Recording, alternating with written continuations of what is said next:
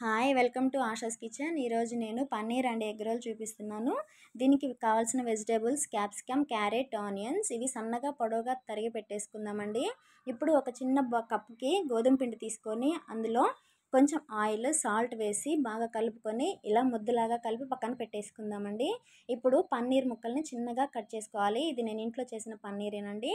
ఇది తీసుకొని పక్కన పెట్టేసుకున్నాక ఇప్పుడు ఒక బౌల్ తీసుకొని అందులో 8 స్పూన్లు పెరుగు వేసుకొని బాగా కలుపుకోవాలండి. కలిపేసిన తర్వాత అందులో మనం కొంచెం సాల్ట్, కొంచెం కారం, కొంచెం పసుపు, కొంచెం ధనియాల పొడి, కొంచెం కసూరి మేతి క్రష్ చేసుకొని వేసుకొని బాగా కలుపుకోవాలండి.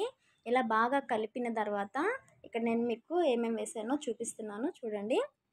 ఇవన్నీ వేసిన తర్వాత పన్నీరు మనము ముందుగా కలిపి పెట్టేసుకున్న పెరుగులో పన్నీర్ వేసి బాగా కలుపుకోవాలండి. ఇప్పుడు మనం స్టవ్ వెలిగించి బాండి పెట్టుకొని అందులో ఆయిల్ వేసేసుకొని మనం ముందుగా కట్ చేసి పెట్టేసుకున్నాం కదండి, క్యారెట్ వేసుకోవాలి. ఫస్ట్ క్యారెట్ వేసుకొని ఒకసారి కలిపేసిన తర్వాత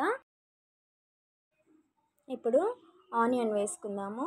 ఈ ఆనియన్ కూడా మనము ఒకసారి కలిపేసుకొని ఇప్పుడు క్యాప్సికమ్ కూడా ఇందులో యాడ్ చేసేసుకుందాము. క్యాప్సికమ్ వేసేసుకొని ఇవి బాగా మగ్గాలండి. మగ్గిన తర్వాత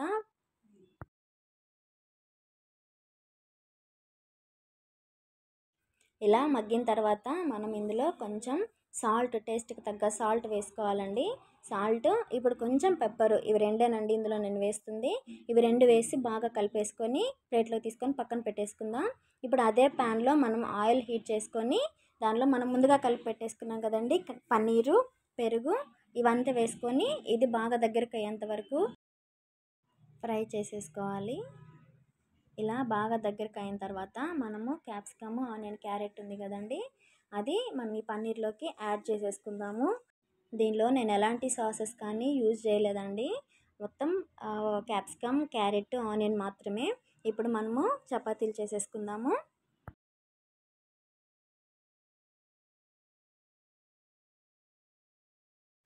ఇలా చపాతీ చేసేసుకొని మనం ముందుగా ప్యాన్ పెట్టేసుకున్నాం కదా, దానిలో చపాతీ కాల్ చేసుకుందామండి. నేను ఇందులో ఆయిల్ కానీ, గీ కానీ, బటర్ కానీ ఏది వాడలేదు. జస్ట్ పుల్కాలాగా నేను కాల్చుతున్నాను. ఇలా నేను 3 చపాతీస్ చేశానండి. ఇలా చపాతీలు చేసుకున్నాక నేను ఎగ్ ఒకటి చిన్న గిన్నెలోకి తీసుకొని దాన్ని బాగా బీట్ చేసి పెట్టేశానండి. ఇలా చపాతీలు చేసేసుకొని పక్కన పెట్టేసుకుందాము.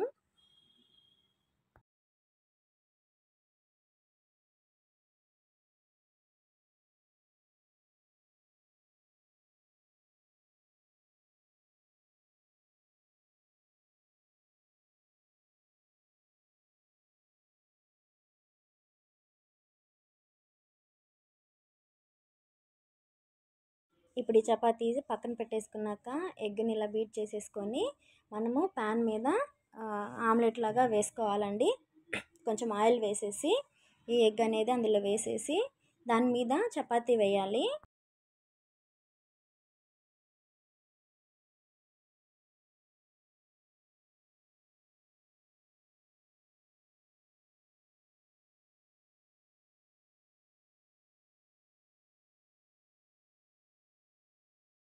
ఇప్పుడు ఈ ఎగ్ మీద చపాతీ వేసుకుందాం.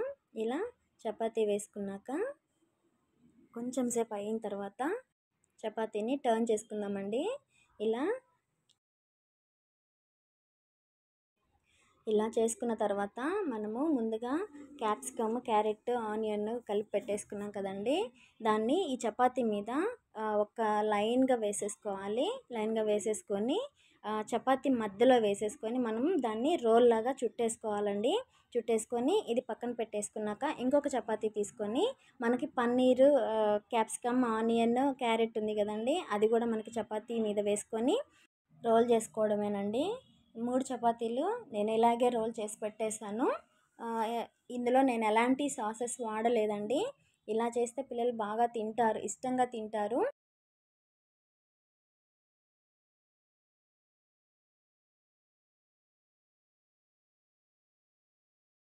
ఇలా రోల్ చేసేసుకొని పక్కన పెట్టేసుకుందామండి.